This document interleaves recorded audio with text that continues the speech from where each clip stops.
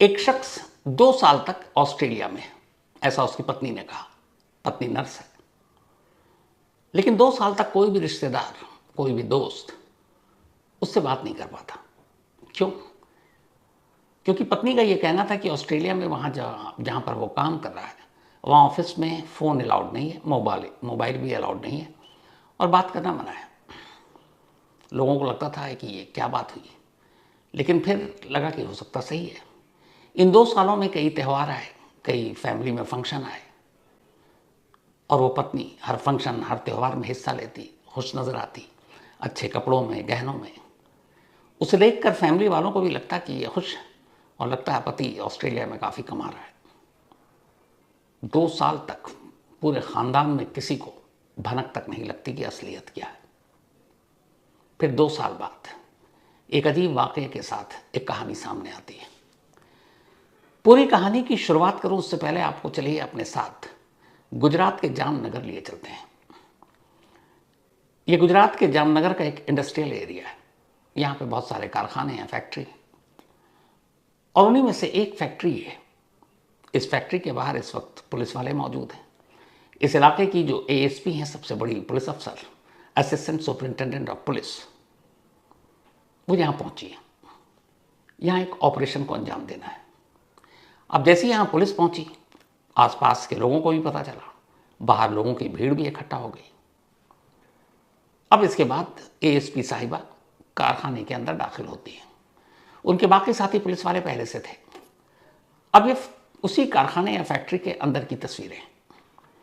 यहाँ कुछ पुलिस वाले बैठे हुए हैं, बाकी कुछ खड़े हुए हैं, कुछ मुस्कुरा रहे हैं, कुछ बात कर रहे हैं। और तभी कैमरा ये दिखाता है कि एक शख्स इसी जगह पर, जहाँ कई पुलिस वाले मौजूद हैं, एक ड्रिल मशीन लेकर आता है और एक जगह पर फर्श के पास खुदाई करना शुरू कर देता है। अब यहाँ पर वो ड्रिलिंग कर रहा है, पुलिस वाले अंदर मौजूद हैं। अब वो क्यों ऐसा कर रहा है? तो असल में ज़मीन के ऊपर रहने वाले 2 लोगों ने एक खबर दी और उस खबर की सच्चाई इसी ज़मीन की गहराई में थी। इसलिए पुलिस वाले यहाँ पहुंचे, एएसपी पहुंची, ये देखने के लिए कि वो खबर कितनी सच है जो ज़मीन के ऊपर मौजूद 2 लोगों ने दिया, और जिनकी खबर सही है या गलत है, जब ज़मीन के अंदर 12 फीट गहराई में ये पहुंचेगी मशीन, तो पता चलेगा। अब 12 फीट की खुदाई करनी है, वक्त तो लगेगा। तो जब तक यहाँ ये खुदाई हो रही है, आपको कारखाने से बाहर निकालता हूँ और एक दूसरी जगह लिए चलता हूँ। ये उसी जामनगर का एक पुलिस स्टेशन है और पुलिस स्टेशन के बाहर बहुत सारे पुलिस वाले, और साथ में यहाँ पर 2 लोग हैं, एक महिला, एक पुरुष। महिला का नाम है पृथ्वी और पुरुष का नाम है नीलेश। अब इन दोनों इस वक्त यहाँ हिरासत में क्यों है? तो उसकी वजह है कि इन दोनों ने एक सच उगला है और दोनों ने आधा आधा खुलासा किया। ये जो महिला है पृथ्वी, इसने पुलिस को ये बताया है कि उसने अपने पति को मारा है और उसका पति इस दुनिया में नहीं है। जो उसके साथी पुरुष खड़ा हुआ है नीलेश, उसने पुलिस को आगे की कहानी बताई। उसने कहा, मैंने मारा, शराब में साइनाइड मिलाकर पिलाई, मर गया। फिर उसे किराए के अपने कारखाने में ले गया, वहाँ 12 फीट गहरा गड्ढा खोदा और उसमें दफना दिया। अब यहाँ एक चीज़ तो अजीब है कि गुजरात में वैसे ही शराबबंदी है। फिर ये शराब वाली कहानी अक्सर कहाँ से आती है? तो खैर, चाहे वो बिहार हो, गुजरात हो, खरीदने वाले और बेचने वाले अपना काम कर जाते हैं। इसलिए शराबबंदी जिस राज्य में है, वहाँ भी शराब आसानी से मिल सकती है। और ये तो जीता जागता नमूना। और कमाल ये है कि तो पुलिस के अब रिकॉर्ड पर भी है, क्योंकि पुलिस के रिकॉर्ड पर यह दर्ज है कि जो मरा है उस कैसे मरा है, शराब में साइनाइड देंगे। अब गुजरात में मतलब शराब है। तो खैर, अब इन दोनों ने अपना सच बताया और कहा कि ऐसे ऐसे हमने दफना दिया है। तो 2 लोगों ने मिलकर एक कत्ल का आधा आधा सच बताया और इसीलिए इस वक्त ये पुलिस की कस्टडी में है। इन्हीं की इस खबर के बाद जामनगर पुलिस ने तय किया था कि यह खबर तभी पुख्ता होगी जब उस कारखाने में जाकर उस जगह पर 12 फीट की गहराई के अंदर वो लाश निकाली जाए। अगर लाश बाहर आ गई, मतलब इन दोनों की कहानी सही, वरना फिर ये दोनों पुलिस को भटका रहे हैं, उलझा रहे हैं। तो अब इन दोनों की कहानी कितनी सही है कितनी गलत, वापस चलते हैं फिर से एक बार उसी कारखाने के अंदर, क्योंकि अब वक्त भी हो गया है, 12 फीट की गहराई, ड्रिलिंग मशीन, शायद काम पूरा हो गया होगा। तो आइए कारखाने में चलते हैं और आपको दिखाता हूँ लाइव।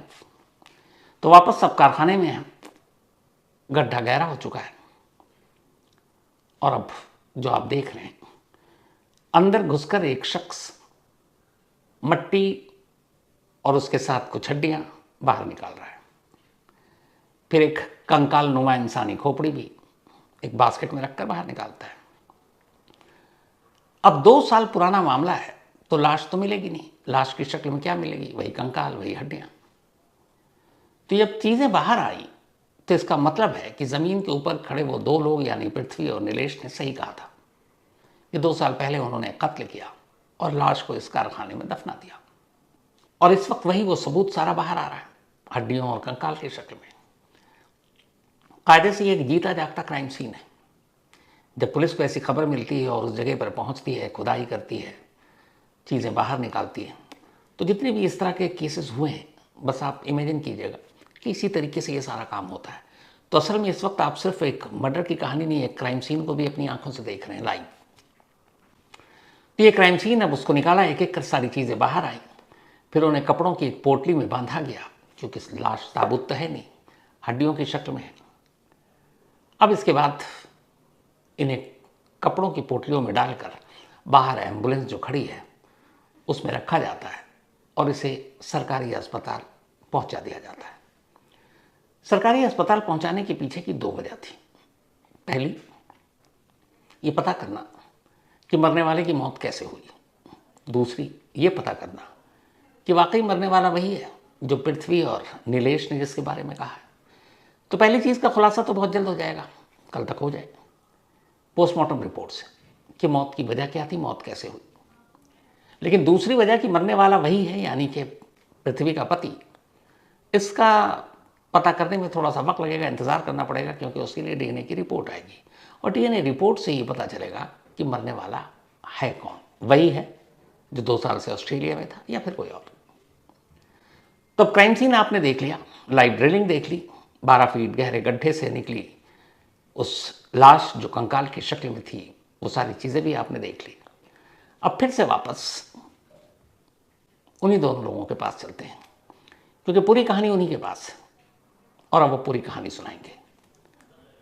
पूरी कहानी, ये जो पृथ्वी है, करीब 6 साल पहले इसकी शादी इसी जामनगर में जिग्नेश नाम के एक लड़के से हुई। जिग्नेश अच्छे परिवार से, ठीक ठाक, फर्नीचर का उसका अपना बिजनेस कारोबार, और पृथ्वी पेशे से एक नर्स। दोनों की शादी घर वालों ने तय की थी, लेकिन जब शादी तय हुई तब पृथ्वी की जिंदगी में एक और शख्स था और उसका नाम था नीलेश, वही जो इस वक्त उसके साथ खड़ा है। पृथ्वी और नीलेश दोनों एक दूसरे से प्यार करते थे, लेकिन घर वालों ने पृथ्वी की शादी जिग्नेश से कर दी। शादी के बाद वो ससुराल आ गई। कुछ वक्त तक अब वो नीलेश से दूरी बनाकर रखी हुई थी, लेकिन फिर थोड़ा वक्त बीता, फिर से वापस नीलेश उसकी ज़िंदगी में आ गया। अब दोनों गुपचुप तरीके से मिलना जुलना शुरू कर देते हैं। इस दौरान में इधर पति पत्नी में भी झगड़ा होता है। पुरानी मोहब्बत जाग चुकी थी, शादीशुदा जिंदगी में कलह और झगड़ा था। एक रोज इसी झगड़े और कलह की वजह से और पुराने प्यार के पास वापस लौटने की खातिर पृथ्वी ने नीलेश से बात की। उसने कहा कि अगर मैं अपने पति को रास्ते से हटा दूं तो हम दोनों के बीच कोई दीवार बचेगी नहीं। वो भी तैयार हुआ। कैसे? तो दोनों ने मिलकर एक प्लान बनाया। प्लान ये कि एक ऐसी जगह पर जहां कोई शक न करे, वहां जिग्नेश को ले जाया जाए, वहां उसे शराब पिलाई जाए और उस शराब में साइनाइड मिला दी जाए, उससे उसकी मौत हो जाएगी। अब वो इंडस्ट्रियल एरिया, फैक्ट्री, नीलेश ये सारी चीज़ें जानता था। फैक्ट्री में कई ऐसी केमिकल और ये सारी चीज़ें इस्तेमाल होती हैं, तो साइनाइड तक पहुंचना उसके लिए मुश्किल था नहीं।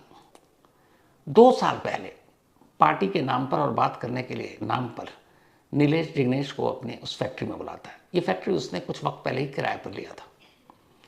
वहाँ जानबूझकर उससे खूब शराब पिलाता है और शराब में साइनाइड मिला देता है। थोड़ी देर के बाद ही जिग्नेश की मौत हो जाती है। फैक्ट्री सुनसान, कोई था नहीं। इसके बाद वो उसी फैक्ट्री में 12 फीट गहरा गड्ढा खोदता है और उसके बाद उसमें उसकी लाश को दफना देता है। पहला चैप्टर क्लोज हो जाता है। अब दूसरा था कि जिग्नेश को तो लोग ढूंढेंगे, उसके मुलाजिम, उसके रिश्तेदार, उसके दोस्त। वही हुआ। 2-4 दिन की बात तो थी, निकल गई, किसी ने नोटिस नहीं किया। लेकिन जब हफ्ता बीत गया और जिग्नेश को उसके रिश्तेदारों ने न देखा, न किसी से फ़ोन पर बात की, न दोस्तों से बात की, तो लोगों को थोड़ा अजीब लगा। अब वो किससे पूछें? तो जिग्नेश की वाइफ से ही पूछेंगे। तब लोगों ने पृथ्वी से पूछना शुरू किया कि अचानक जिग्नेश कहाँ गायब हो गया। तब पृथ्वी ने कहा कि असल में उसे एक अच्छा ऑफर मिला और वो ऑस्ट्रेलिया चला गया, और ऑस्ट्रेलिया में वो इस वक्त एक जॉब कर रहा है। लोग खुश हुए, चलो अच्छा है, लड़का ऑस्ट्रेलिया पहुंच गया। कुछ दिन ऐसे ही काट लिया इस झूठ के सहारे।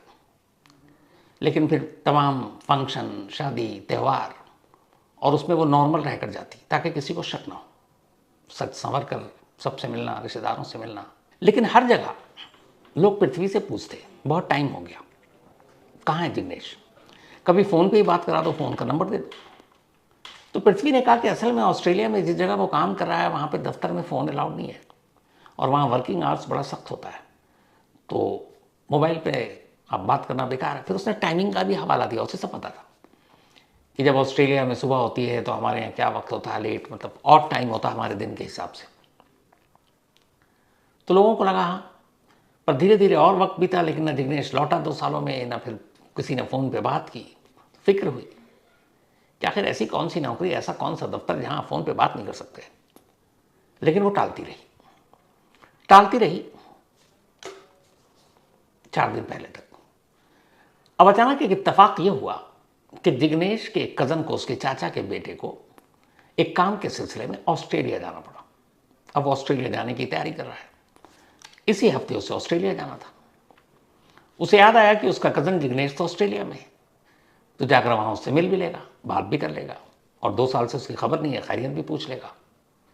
यही सोचकर वो 25 जुलाई को पृथ्वी के घर पहुँचता है, यानी जिग्नेश के, और जाकर कहता है भाभी मैं ऑस्ट्रेलिया जा रहा हूँ, तो मुझे जिग्नेश का नंबर दे दो ताकि मैं वहाँ बात कर लूँ। तो पृथ्वी ने कहा कि मैंने पहले भी कहा तुम्हें, वहाँ ऑफिस में बात करना अलाउड नहीं है। बोला कोई बात नहीं, मैं कौन सा ऑफिस टाइम में करूँगा, जब ऑस्ट्रेलिया में रहूँगा तो वहीं का टाइम फॉलो करूँगा। तो मैं रात को उससे बात करूँगा और उसके घर चला जाऊँगा, उससे मिल लूँगा, तो आप मुझे उसका फ़ोन नंबर और घर का पता दो। पृथ्वी घबरा गई, क्योंकि यहाँ बात एक कज़न ऑस्ट्रेलिया जा रहा है। ऑस्ट्रेलिया जा रहा तो भाई मुलाकात तो करेगा, बात भी करेगा। तो उसने कहा मुझे पता और नंबर दीजिए। वो उसे बहाना करने लगी। अच्छा, इन लोगों के साथ रिश्ते भी अच्छे, कि ये नहीं कि किसी ताता, चाचा, ताऊ या कज़न से झगड़ा हो। सबसे बड़ा वो मिलकर रहता था, तो कोई बहाना भी नहीं था कि वो बात नहीं करना चाहता, मिलना नहीं चाहता। तो जब मना करने लगी तब जिग्नेश के कज़न को पहली बार कुछ शक हुआ। उसने कहा भाभी आप मुझे नंबर और पता दे रही हो कि नहीं दे रही? उसने बहाना फिर करना शुरू किया। उसने कहा मुझे कुछ डाउट हो रहा, अगर आपने मुझे नंबर और पता नहीं दिया, क्योंकि मैं ऑस्ट्रेलिया जा रहा हूँ, तो मुझे लगता है कुछ गड़बड़ है और मैं सीधे पुलिस के पास जाऊँगा, क्योंकि 2 साल से किसी ने भी उससे बात नहीं की है। अब मुझे डाउट हो रहा उसको कुछ हो ना गया हो। उसने कहा मैं सीधे पुलिस के पास जा रहा हूँ, रिपोर्ट लिखाऊंगा और फिर पुलिस ही आपसे नंबर और पता देगी। ये सुनते ही पृथ्वी घबरा गई। उसने कहा प्लीज़ आप पुलिस के पास मत जाना। तो उसने कहा कि आप सच बताओ। उसने कहा सच ये है कि 2 साल पहले ही मैंने जिग्नेश को मार डाला, अपने दोस्त नीलेश के साथ मिलकर। ये सुनते हुए उसके कज़न के पांव तले ज़मीन खिसक गई। वो वहाँ से निकला। पृथ्वी ने उससे मन्नतें की कि प्लीज़ किसी को बताना मत, पुलिस के पास तो बिल्कुल मत जाना। लेकिन वो घर से निकलता और सीधे पुलिस स्टेशन पहुँचता है और जाकर सारी बात बता देता है जो पृथ्वी ने बताई। पुलिस उसी वक्त एक मिसिंग रिपोर्ट लिखती है जिग्नेश की, और इसकी बात पहुँचती है घर पृथ्वी के। उससे पूछताछ करती है। जब वो फ़ोन नंबर, पता, सारी चीज़ें मांगती है, थोड़ी देर के बाद पृथ्वी टूट जाती है और फिर पुलिस से कहती है कि मैंने ये झूठी कहानी बताई, ऑस्ट्रेलिया नहीं है वो, 2 साल से यहीं इसी जामनगर में कब्र में सो रहा है। जैसे ही पुलिस वालों ने सुना, उसके दोस्त का नाम पूछा, बताया नीलेश। पुलिस की एक टीम जाकर नीलेश को उठाती है। फिर इन दोनों को आमने सामने बिठाकर पूछताछ की जाती है। उसके बाद नीलेश उस फैक्ट्री का पता बताता है, और फिर ये जो ASP, assistant superintendent of police, और बाकी पुलिस वाले इस मजदूर के साथ ड्रिलिंग मशीन लेकर जो पहुंचे, ये जस्ट कुछ देर बाद की बात है जब पृथ्वी और नीलेश ने यह खुलासा किया। इसके बाद खुदाई हुई और नीलेश ने जो जगह बताई थी ठीक उसी जगह उस कारखाने के फर्श के नीचे 12 फीट अंदर वो कंकाल मिला। कंकाल के साथ कुछ ऐसे सबूत मिले जिससे पहली नज़र में ही साफ हो गया कि लाश किसी और की नहीं बल्कि जिग्नेश की है। उसकी अंगूठियां और बाकी कुछ चीज़ें। अब डीएनए के लिए भेज दिया गया है सैंपल लेकर और ये दोनों पुलिस हिरासत में। लेकिन जामनगर पुलिस खुद हैरान है 2-3 चीज़ों को लेकर। पहले, एक परिवार का एक शख्स 2 साल से, बहुत सारे परिवार के लोग बाहर काम करने जाते हैं और वो 2 साल से गया हुआ है और इन 2 साल में उसने अपने किसी भी फैमिली मेंबर के साथ कोई कांटेक्ट नहीं किया और किसी फैमिली मेंबर ने पलट कर इतनी चिंता नहीं जताई कि ऐसा क्यों है, जबकि उन्हें डाउट होना चाहिए। इस दौरान में किसी फैमिली मेंबर ने जब फ़ोन नंबर नहीं दिया तो कम से कम ये हो कि पृथ्वी के मोबाइल के ही डिटेल से पता कर ले, हाँ भाई ऑस्ट्रेलिया का कोई कॉल आया गया, नंबर है नहीं है, ये भी नहीं। और पृथ्वी जो कुछ कहती रही वही लोग उस पर भरोसा करते रहे। 2 साल तक अगर रिश्तेदारों को, अपनों को, किसी को ज़रा सा शक ना हो, इस पर पुलिस हैरान है कि ऐसा कैसे हुआ। और कमाल यह है कि पूरा ख़ानदान, तमाम रिश्तेदार 2 साल से जिसे मान कर चल रहे थे कि ऑस्ट्रेलिया में नौकरी कर रहा है, वो बेचारा उसी जामनगर में एक कारखाने में 12 फीट ज़मीन के अंदर सो रहा था, मुर्दा बनकर। तो 2 साल बाद इस कड़े मुर्दे को बाहर निकाला गया और अब जिग्नेश की पत्नी और उस पत्नी का प्रेमी, ये दोनों पुलिस की हिरासत में हैं। तो इस तरीके से एक और पत्नी ने अपने प्रेमी के साथ मिलकर अपने पति को निपटा दिया। हालांकि 2 साल पहले 2024 की बात है ये, तो तब भी उस वक्त हमारे देश में ऐसे कई केस सुर्खियों में थे जब पत्नी ने पति या पत्नी ने पति का कत्ल किया। और जाहिर सी बात, यह खबर मीडिया और सोशल मीडिया के जरिए जामनगर तक भी पहुंची होगी। और अगर जामनगर में पहुंची तो एक शख्स जिसकी पत्नी कह रही है कि 2 साल से वो जब बाहर गया हुआ है और लोग यकीन कर रहे हैं, जबकि उन्हें उसी वक्त शक होना चाहिए। इसलिए मेरी आप तमाम लोगों से भी एक गुजारिश है, अगर आपके किसी जानने वाले आस पड़ोस में अगर लगे कि अचानक कोई नहीं है, गायब है और किसी से बात नहीं हो रही है और सामने वाली पत्नी या पति बराबर ये कह रहा है कि वो फलानी जगह है, बात नहीं हो सकती, ये नहीं, तो शक ज़रूर कीजिए।